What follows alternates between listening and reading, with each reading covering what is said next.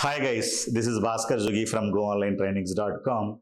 In this year 2025, if you wanted to become a data analyst, do you know what are the skills that you need to learn? Or if you wanted to analyze any data, it may be retail data or marketing data, maybe sales data. If you wanted to convert all the data into beautiful dashboards, or if you wanted to get insights about your data, do you know how to use Power BI without writing not even single piece of coding? That is what is called low coding and no coding. How can you convert your entire data into meaningful insights? If you wanted to see those kind of things, please attend master data analytics program and this weekend for 3 hours.